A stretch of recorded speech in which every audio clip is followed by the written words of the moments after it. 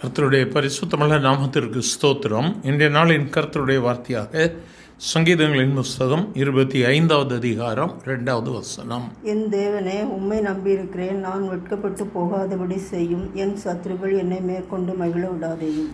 என கிருமையானவர்கள் எந்த இடத்திலும் சங்கீதக்காரன் சொல்லும் பொழுது சொல்லுகிறான், என் ஆண்டவரே, நான் உம்மை நம்பியிருக்கிறேன், நான் வெட்கப்பட்டு போகக்கூடாது, என் சத்துருக்கள் என்னை மேற்கொள்ளக்கூடாது என்று சொல்லி ஜெபிக்கிறான். எனக்கு சங்கீதக்காரனுடைய விண்ணப்பத்தை கர்த்தர் கேட்கிறவராக இருக்கிறார். கர்த்தருக்கு பயப்படுகிற மனுஷன் எவனோ அவனுக்கு தான் தெரிந்து கொள்ளும் வழியை போதிப்பார் என்று சொல்லி வேதம் சொல்லுகிறது.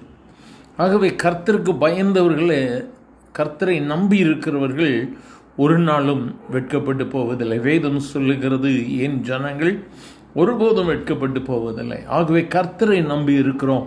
இந்த வார்த்தைகளை கேட்கிற தேவ பிள்ளையே, ஒருவேளை உன்னுடைய சூழ்நிலை கடினமான பாதையில் என்னை சென்று கொண்டிருக்கலாம், என்னை மேற்கொண்டு விடுவார்களோ, என்னுடைய வாழ்க்கையில் பலவிதமான பிரச்சனைகள் வந்து விடுமோ, நான் வெட்கப்பட்டு போய்விடுவேனோ, என்னுடைய வேலை ஸ்தலத்தில் பிரச்சனை என்று சொல்லி பல விதங்களிலே நீங்கள் கலங்கி இருப்பீர்களானால் உங்களை பார்த்து தான் கர்த்தர் சொல்லுகிறார், கர்த்தரை நீ நம்பி இருக்கிறாய் அல்லவா, ஆகவே நீ வெட்கப்பட்டு போகிறதே கிடையாது.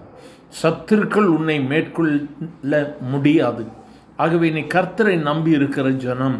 ஆண்டவர் நம்மை ஒருபோதும் ஒரு நாளும் நம்மை கைவிடுகிற தெய்வம் அல்ல. ஆகவே வேதம் சொல்லுகிற வண்ணமாய் கர்த்தரை நோக்கி காத்திருக்கிற ஒருவரும் வெட்கப்பட்டு போகாதபடி செய்யும். முகாந்திரம் இல்லாதபடிக்கு துரோகம், முகாந்திரம் இல்லாதபடிக்கு உன்னை பகைக்கிறவர்கள் அநேகராக இருக்கலாம். ஆனால் வேதம் சொல்லுகிறது, கர்த்தரை நோக்கி காத்திருக்கிற ஒருவரும் வெட்கப்பட்டு போகாதபடி செய்யும். இந்த நாளில் நம்முடைய ஜெபம் இதுவாகத்தான் இருக்கிறது. உனக்கு சம்பந்தம் இல்லாதபடிக்கு உன்னை குற்றப்படுத்துகிறார்களோ, ஒருவேளை உன்னுடைய வாழ்க்கையில போராட்டங்கள் பிரச்சனைகளை கண்டு நீ ஒருவேளை சோர்ந்து போயிருக்கலாம். ஆனால் இந்த நாளில் கர்த்தர் உன்னை பலப்படுத்துகிறார். அருமையான தேவ பிள்ளை, இந்த வேளையிலும் ஆண்டவரை நோக்கி பார்க்க போகிறோம். ஆண்டவரை நோக்கி நாம் ஆண்டவரை நோக்கி கெஞ்சி ஜெபிக்க போகிறோம்.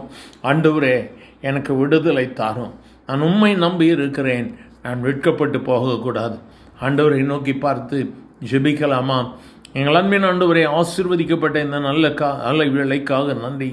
கர்த்தாவை உம்மை நம்பி இருக்கிறோம். ஆண்டவரே, ஜீவனுள்ள தேவனாகிய கர்த்தர், எங்கள் ஆண்டவராகிய இயேசு கிறிஸ்து எங்களை விடுதலையாக்க வல்லமையுள்ளவர் என்று சொல்லி உம்மை நோக்கி ஜெபிக்கிற உம்முடைய பிள்ளைகள் ஒவ்வொருவரையும் கண்ணோக்கி பாரும். ஆண்டவரே, உம்முடைய ஜனங்கள் ஒருபோதும் வெட்கப்பட்டு போவதில்லை.